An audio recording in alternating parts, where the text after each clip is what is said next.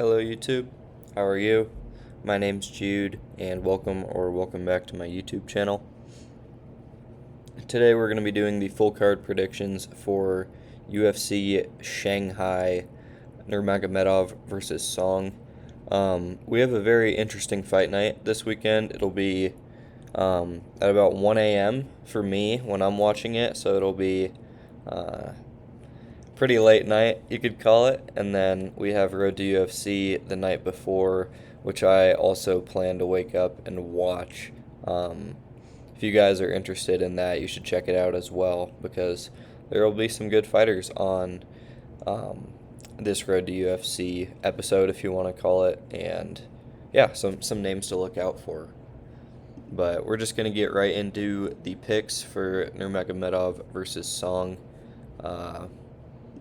Starting with our early prelim opener of Meng Ding versus Cam Nelson. And this is a bit of a weird one. I don't think this is full camp for either guy. If I had to guess, I'd say this is probably on like 2 or 3 weeks notice for each guy. And Cam Nelson is a 7-1 prospect coming out of Canada with wins in all of his last 5 fights.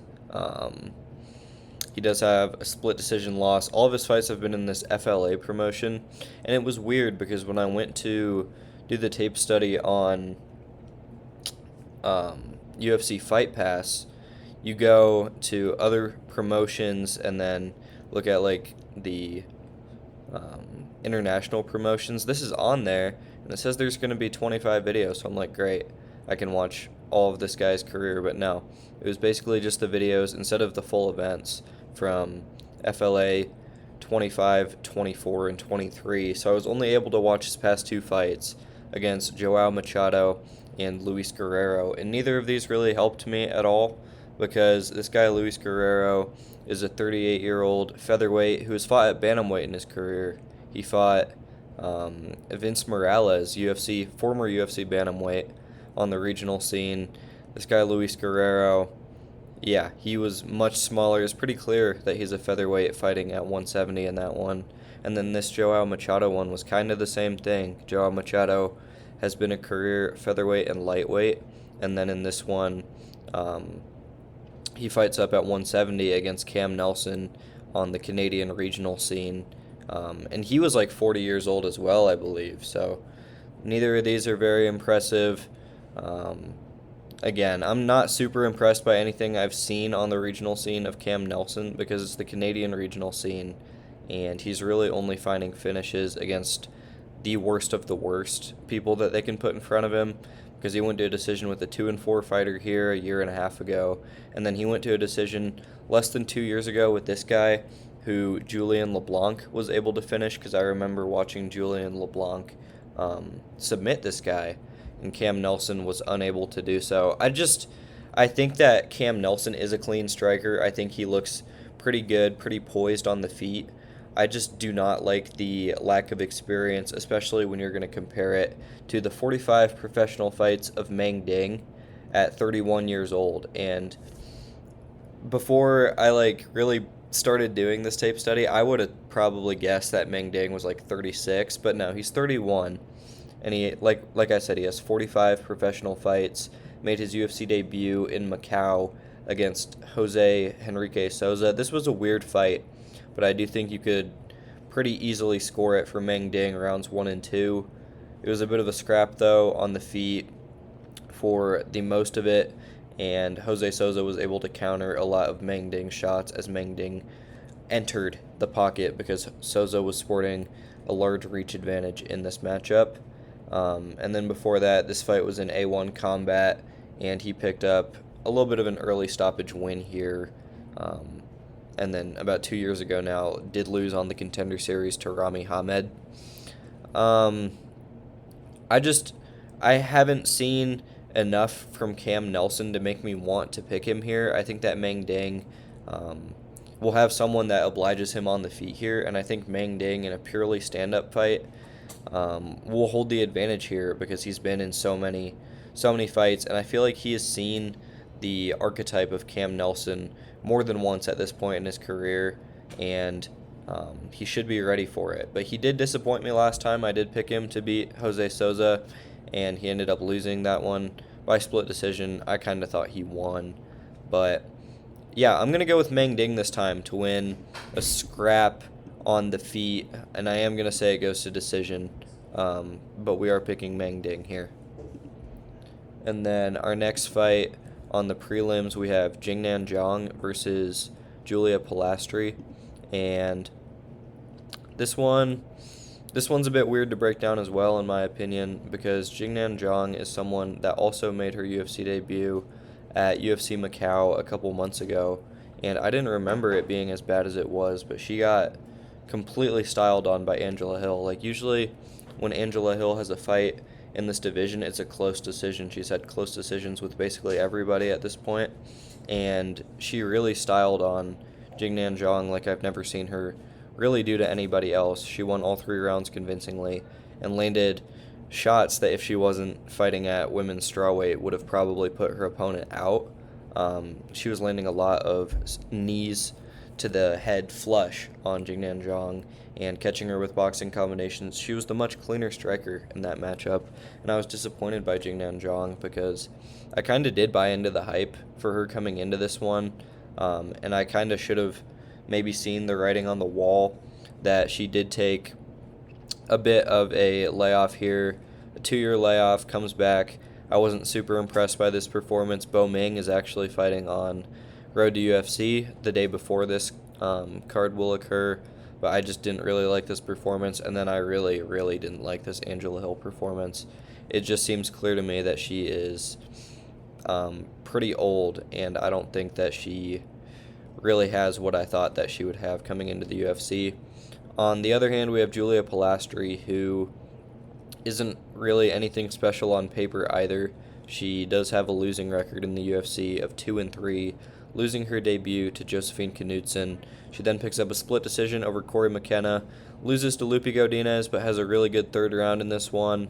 And then this was an impressive performance because she just pretty much outclassed Karolina Kowalkiewicz and put her away in round 3 with a nice combination. And then most recently, this fight against Talita Alencar, I thought she should have won if we're doing damage-based scoring, because Alencar really didn't do much with her top control and didn't have much of it in the rounds that they swung to her. But this one is a bit concerning coming into this one. You'd like it to be a little cleaner on the feet for Pilastri. If it was, she probably would have got her hand raised. But I do think that she's the cleaner striker here, and I know that Zhang is the community favorite, even though she is the underdog in this matchup. I think that Julia Pilastri has shown me more, especially because Jingnan Zhang is 38 years old, and I can't unsee that Angela Hill fight, because I've really never seen Angela Hill style on somebody that bad in the UFC in quite a while, because Angela Hill's going to close decisions with Tabitha Ricci, Tisha Pennington, Denise Gomes, everybody really, and then Jingnan Zhang, she's just able to show levels too. So I'm picking Julia Pilastri by decision. Could be wrong. Jingnan Zhang might have the straight up power advantage, but I don't see her putting away Julia Pilastri. So I'm picking Pilastri. Then our next fight on the card, we have Lawrence Louis versus Hector Santiago. Hector Santiago is a short notice replacement. I don't remember for who, so I'm not gonna try to remember that. But he is a short notice replacement stepping in here to fight the winner of the Road to UFC last season at bantamweight. He did all right on the Road to UFC. I wasn't super impressed by what I saw on the Road to UFC, but he is well-rounded, and he did win all of those fights. This was a bit of a close one in the opening round of the tournament, and then he gets a nice TKO finish here before a competitive tournament finale, which he ultimately gets it done. I liked that he was able to mix in and implement his grappling here. I believe he had 7 takedowns in this fight and was just able to mix it up better than his opponent and steal that one on the scorecards. And then for Hector Santiago, really hard to find tape for this guy. if we're being completely honest. But he did pick up a win in, I think, the first or one of the first Money Moicano MMA events, and that's what he's been signed to the UFC off of. He was finished in Karate Combat not that long ago, if I am correct, in about 20 seconds. So that's not a fantastic look. And then he also loses this one by submission to a 13-7 fighter on the regional scene. Um, yeah, not a super experienced career for Hector Santiago. He does have good power on the feet. He is a pretty solid striker.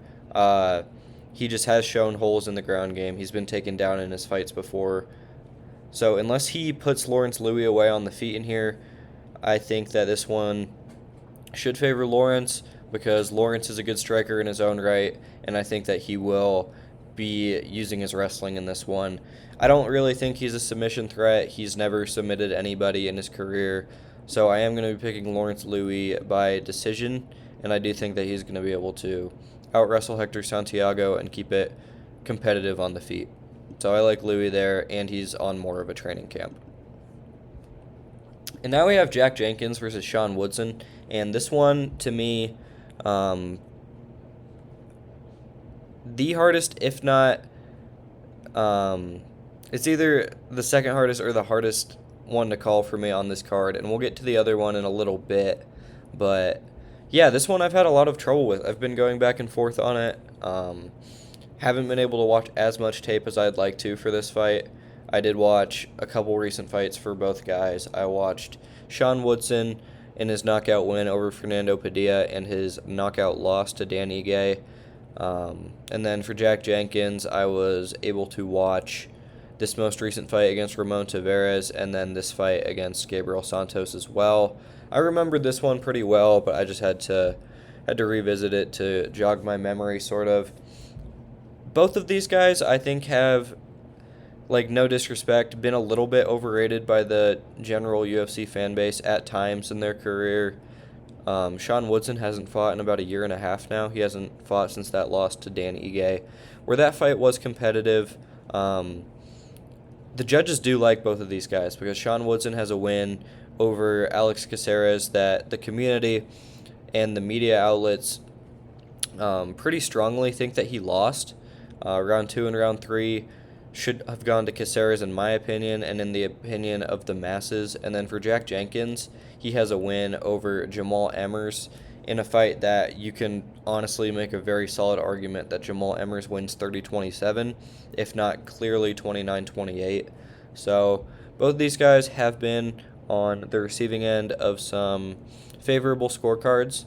And this one is really interesting to me because Sean Woodson is going to have a 7-inch height advantage and a 10-inch reach advantage, which is kind of insane to think about, but Dan Ige was able to get through it. Dan Ige does have a 71-inch reach, but he's the same height as Jack Jenkins. I think Jack Jenkins has the better leg kicks than a guy like Dan Ige, and I don't know, though, because Dan Ige is good. I'm not going to completely discredit Sean Woodson for his loss to Dan Ige because Dan Ige has had competitive fights with Diego Lopez and Lerone Murphy and some of the top guys in the featherweight division. And then for Jack Jenkins, this loss to Gabriel Santos, I won't really discredit either because Gabriel Santos also had a split decision against Lerone Murphy, and then his only other loss is honestly kind of a fluke against David Onama, but Gabriel Santos has a really impressive regional record with some of the names on his resume, and in the UFC as well. He's starting to put things together. So I don't really hold that against Jack Jenkins too much, especially when Jack Jenkins hurts him early in that fight. This one's just really tricky for me because it's kind of the leg kicks, and I don't really think the grappling is going to be much of a factor here. I don't think Jack Jenkins is really going to get in on the legs of Sean Woodson all that much and be able to take him down. But he does have the leg kicks. He does have the kicks to the body and the kicks to the head. Jack Jenkins puts a ton of power into his kicks. And that is a bit of a concern here because Sean Woodson has by far the longest legs that Jack Jenkins has ever seen. He doesn't do a super good job of checking them. He can get out of the way of some of them, but he's not necessarily the best at checking them. And then Sean Woodson sometimes does not use his range as much or as effectively as you would like him to because, like we've seen, guys like Dan Ige and Charles Jourdain who have much smaller reaches and are much shorter than Sean Woodson, they've been able to get in there and have a lot of success. This one's just really tough for me. Neither guy really has. I won't say that. I guess for Jack Jenkins, my issue is he doesn't really have a super impressive UFC win because I don't think that he beat Jamal Emmers. And then besides that, his wins are Don Shanis, Herbert Burns, and Ramon Tavares, who I don't think is very good. And then for Sean Woodson, it's like, sure, he beats Charles Jourdain in a really close split decision. I think he should have lost this fight to Alex Caceres. He has a win over Fernando Padilla, a win over Dennis Bazooka, and a win over Yusuf Zalal by split decision a while ago at this point. So I think Sean Woodson has fought the better competition, but styles make fights.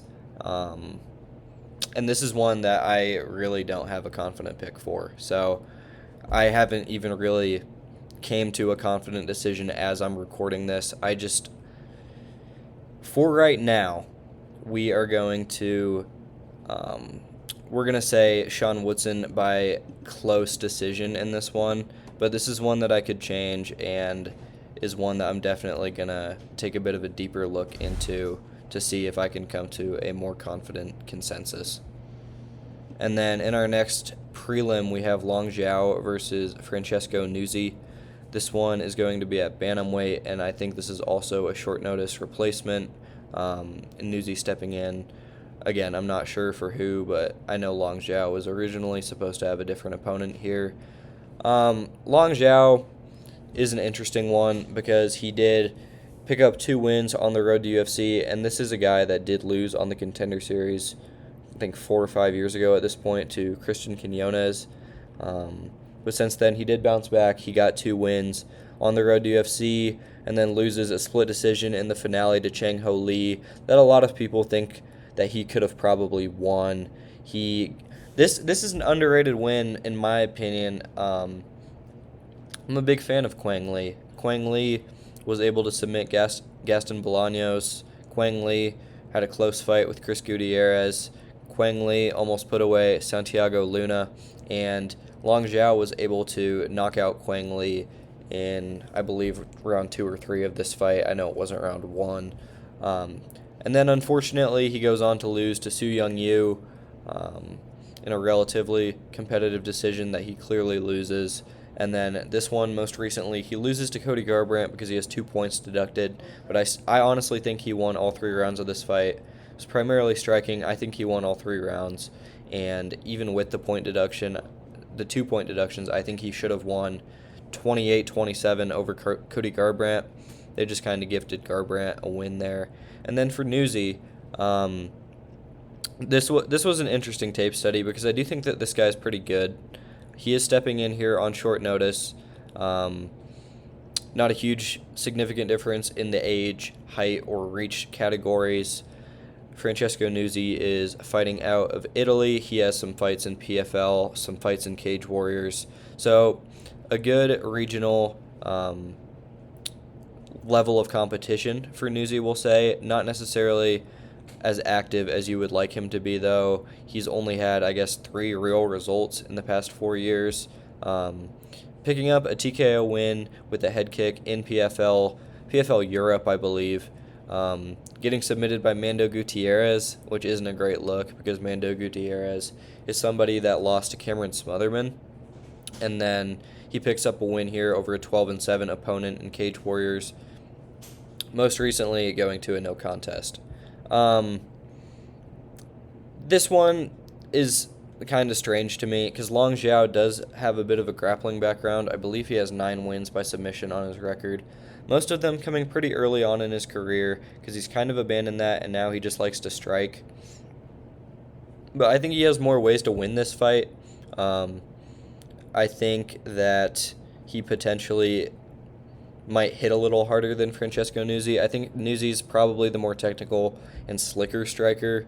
But I think Long Zhao is going to be the one going forward and pressuring Nuzzi the whole fight.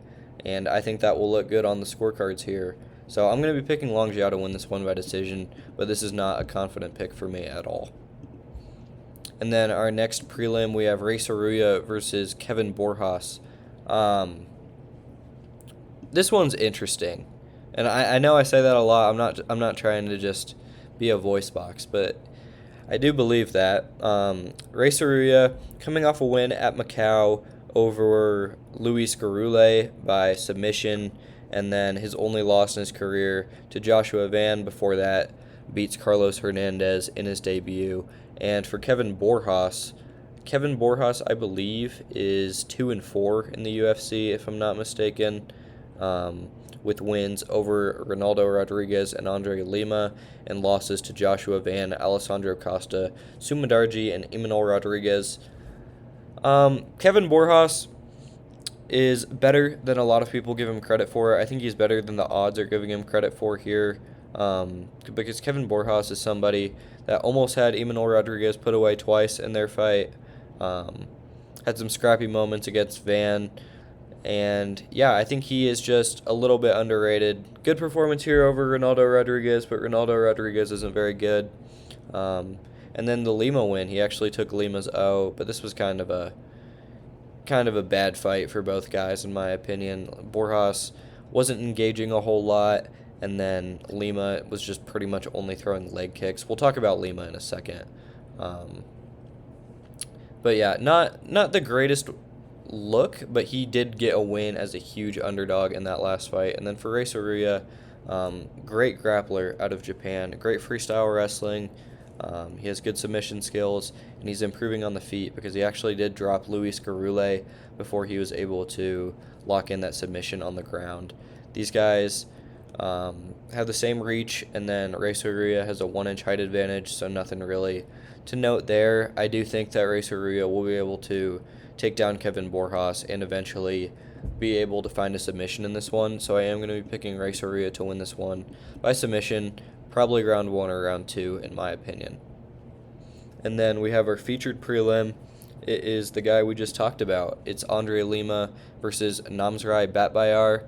And Batbayar just won his own Road to UFC title with vicious stoppage wins in all 3 of his performances on the road to UFC. He does have a professional loss, and that's to Naim Jargal Tumen Dembarel on the regional scene, and that's a guy who's had some success in the UFC. He is an established UFC flyweight at this point with a win over Cody Durden, so that's not a bad loss for Batbayar on the regional scene.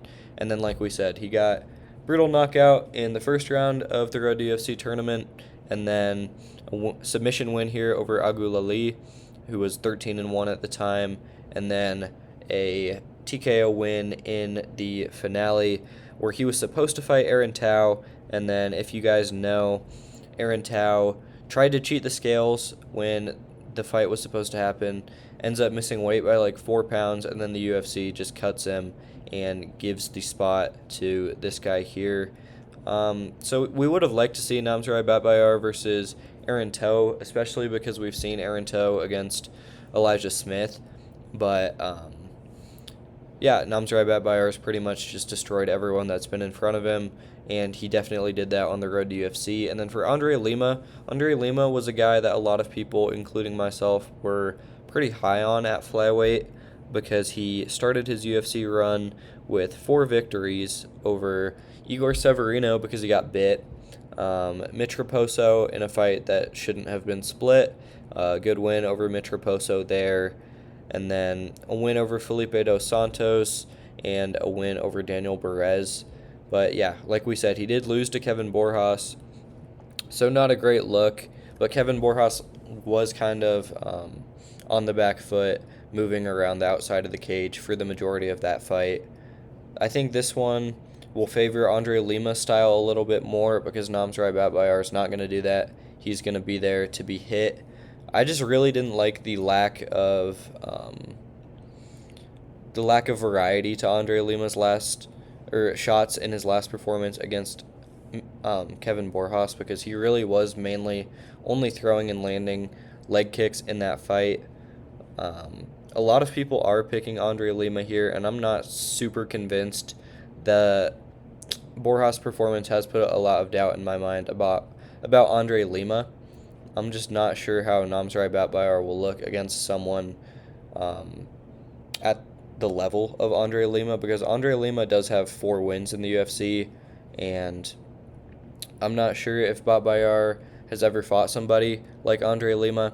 So I am actually going to be on the side of Andre Lima by decision, but I don't feel good about it, and I think all the finishing upside is on the Batbayar side. And then we've made it to our main card. We have Bilal Hassan fighting about 2 weeks after his Dana White's Contender Series win against Nilson Rojas here. So we have Nilson Rojas making his UFC debut, fighting out of Peru, and then Bilal Hassan, both guys 9-0 here. Bilal Hassan also making his UFC debut, 9-0 record out of Indonesia. And Bilal Hassan, we already talked about him on the Dana White's Contender Series Week 1 prediction video. I really like what I've seen from Bilal Hassan. I did say, even though he was the biggest favorite in Dana White's Contender Series history, and this isn't like a super crazy prediction, I did say he was going to finish his opponent in under a minute. He got that done, and then I was impressed by his wins in CFFC. Some of the competition better than others, but overall, Bilal Hassan has made strides in his career and is looking better each time we see him. I think he's a great striker, and I think he's very fast and technical and defensively responsible as well. You don't see Bilal Hassan in a lot of bad positions, whether it be on the ground or on the feet. He's usually in control of the fights.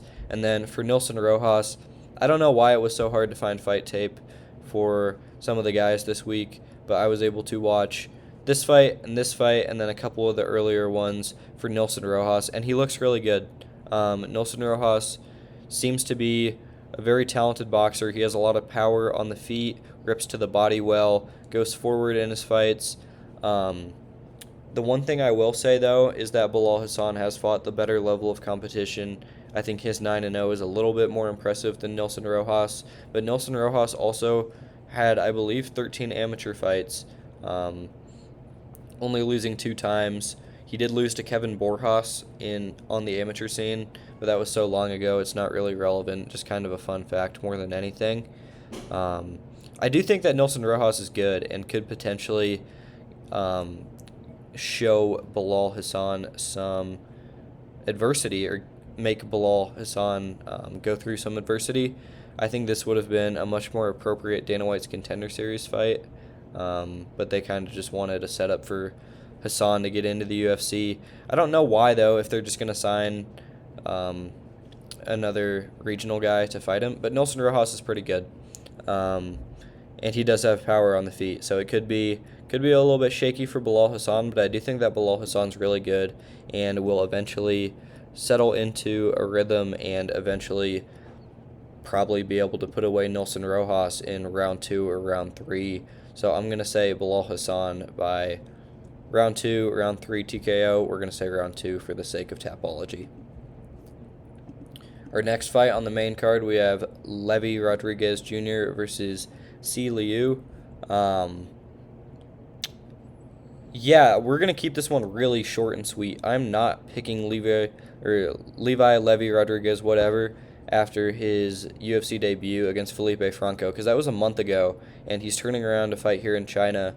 After getting TKO'd on the ground with ground and pound, I don't like that. I don't like that at all, and I think really his only path to victory here is if he's able to take down his opponent. I don't see it happening.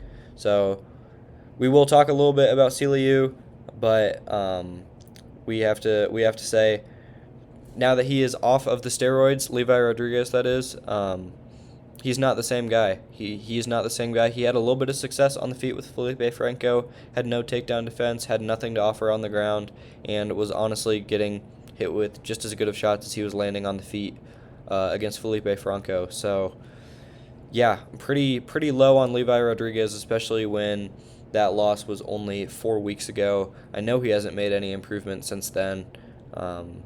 And he's stepping in on short notice to replace Junior Tafa against Liu, who has a ton of professional kickboxing experience. He has a 5-inch height advantage here. He has nasty leg kicks. He has nasty just kicks in general, and he has powerful punches as well, powerful shots on the feet. He does have a loss here to this guy, Ivan Nizditsky, who will be fighting on the Contender Series this season, 7-0, so not a bad loss at all. I like Liu here to get a TKO win, probably round 1 or round 2 against Levi Rodriguez Jr. on the feet. I think the leg kicks could pay dividends here, and then I think he'll be able to set something up to the head of Levi Rodriguez and put him away. And then we have the long-anticipated, not really, rematch of Alex Perez and Sumaderji. It's terrible. Ignore that voice crack. I wasn't even talking. But we have Alex Perez and Sumaderji fighting again. They originally fought for the first time at UFC Macau. Alex Perez wins round 1, and then in the start of round 2, Sumaderji drops him. It's looking like momentum is starting to turn towards Sumaderji, and then he kicks Alex Perez in the cup, and then Alex Perez, I'm not going to say he milked it, but Alex Perez kind of made sure everybody knew that the fight was over and that it shouldn't continue, because he was dry heaving into a bucket in the middle of the octagon. I'm not denying that it was a painful groin shot, but it's also this is his chance to prove it, we'll say that. But in that fight, he was the favorite. I did pick him, and then from what I've saw, I have decided to switch my pick to Sumaderji. I think that Sumaderji, having been in there for a little bit with Alex Perez, is going to benefit from it a little bit more than Perez will, because Perez had the early success, and then Sumaderji started to mount his in the second round. I think this one just will be Sumaderji not starting as slow and establishing control of the fight early. I think Sumaderji on the feet is a tough guy to beat. I don't know if Alex Perez is going to be able to take him down. I'd say that's probably his best path to victory in this one, but I have decided to switch my pick this time to Sumaderji by decision, because Sumaderji does not have a lot of finishing upside in the UFC. And then our featured fight of the card, we have Arichi Lang versus Kai Asakura, or Arichi Long, whichever one you want to say.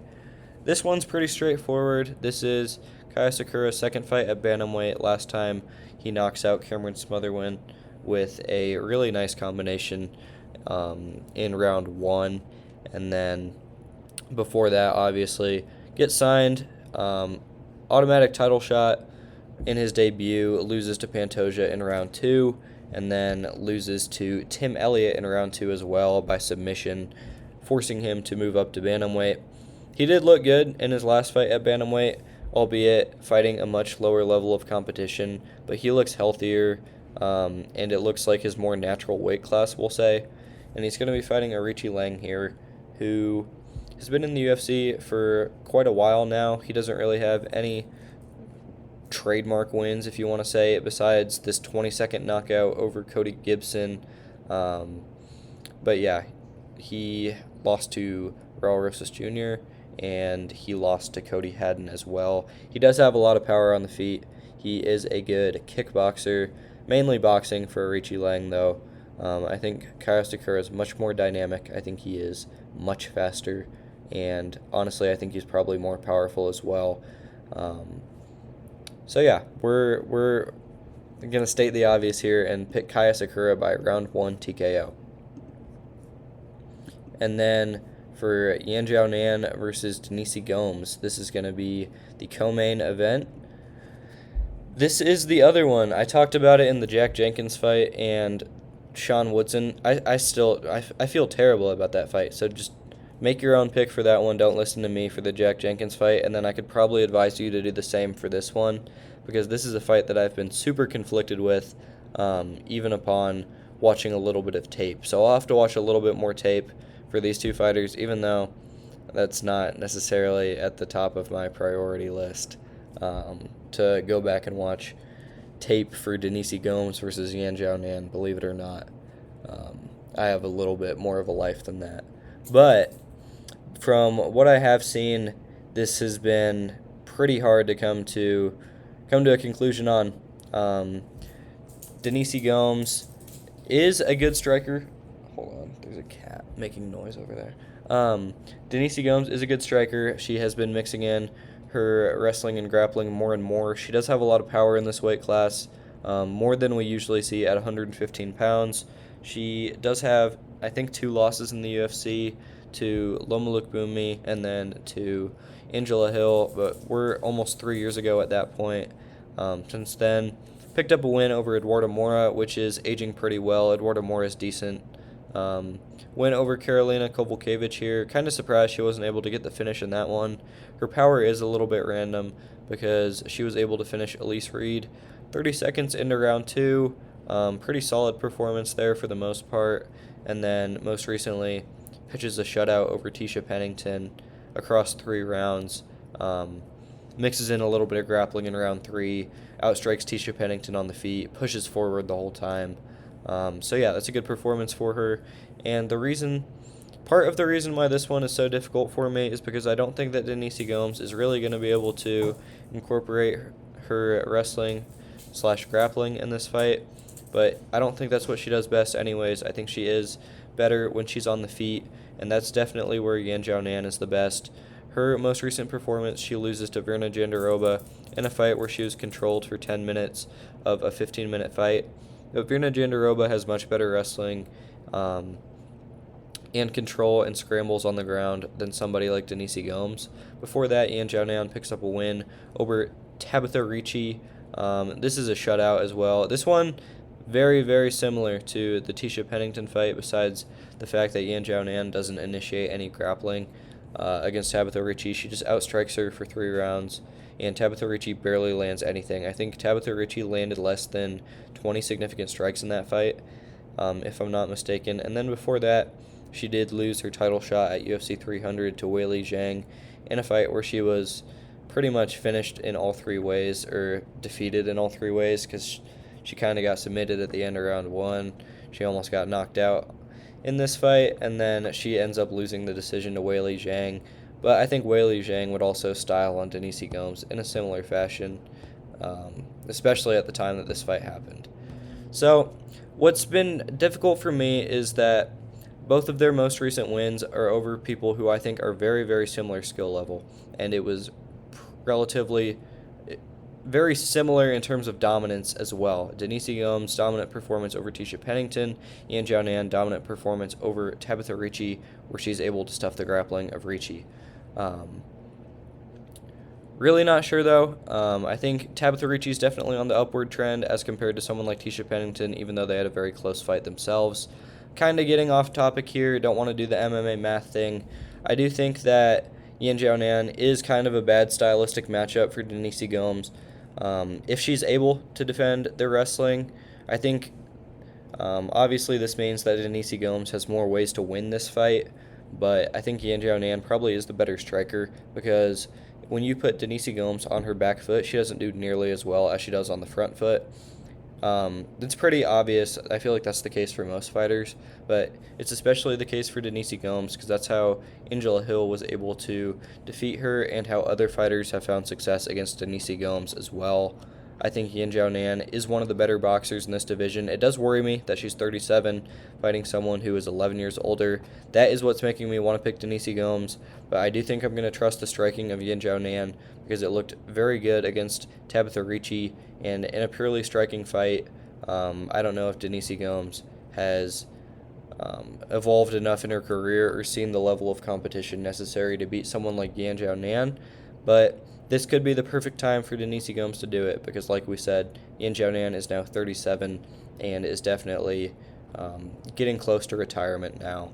But we are going to pick Yan Xiaonan. This one could flip, so stay on the lookout. I'll make a post if I flip this one, or if I flip the Jack Jenkins versus Sean Woodson pick, because those are really the 2 that I'm thinking about flipping the most. I probably won't flip any of the other ones. And then we've made it to our main event. This one I'm not going to flip.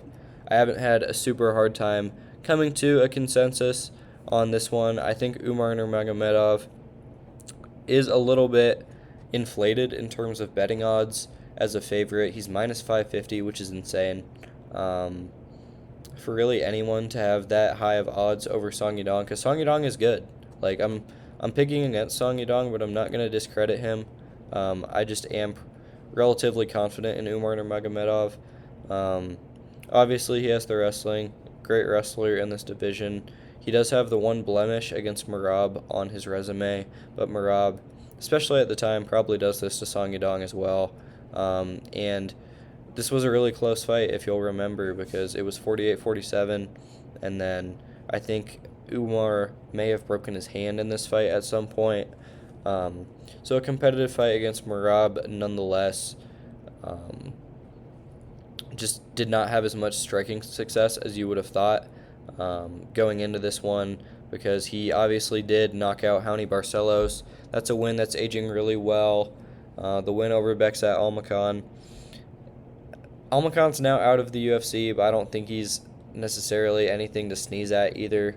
And then the win over Sandhagen, he looked good in this fight. He looked good on the feet, and he looked good on the mat as well, being able to out-scramble Corey Sandhagen and win this one 49-46.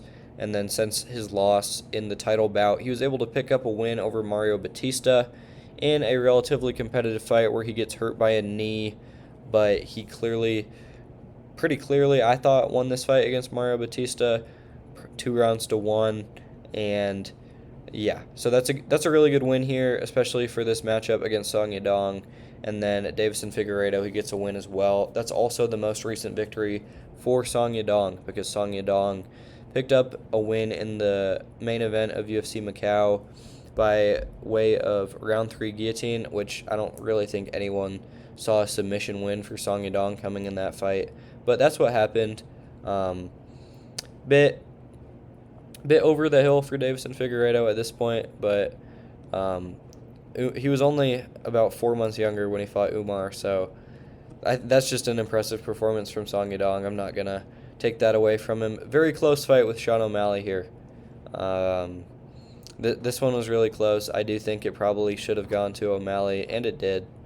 This one against Henry Cejudo was a bit weird, because he did poke Henry Cejudo in the eyes on multiple occasions, and then this one just had a weird ending because they went to a technical decision after 3 rounds. And then this one at 299 was a competitive decision against Petr Yan as well, that he does ultimately lose 2-1, but it is close. So I think Song Yadong really is right there at the top of the division. I just don't think that this is a great matchup for him. Because even in his losses recently, he's lost to Petr Yan and Sean O'Malley, and Umar Nurmagomedov is a much better wrestler than both of those guys, especially offensively.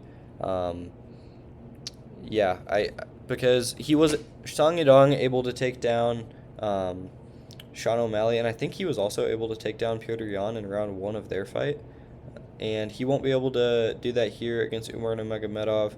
I think that this will be a competitive fight, but Umar Nurmagomedov will probably win 49-46, maybe 48-47 on the judges' scorecards. I do see Song Yadong maybe being able to get a round or 2, but I like Umar Nurmagomedov here overall. Both of these guys will have 5-round cardio. I'm not worried about that for either guy. I just like the well-rounded game of Umar Nurmagomedov because I think he is an underrated striker as well. He just hasn't been using it as much as you would like, especially in the most recent performances.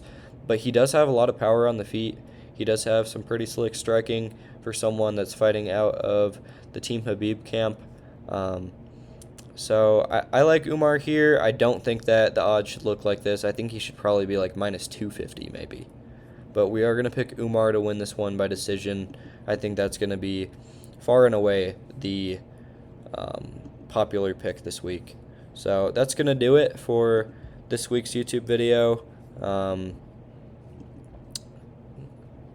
Check out my Contender Series video because by the time this one goes up, the Contender Series will be in a couple hours. So yeah, check out my Contender Series videos and like, subscribe, comment, all that stuff.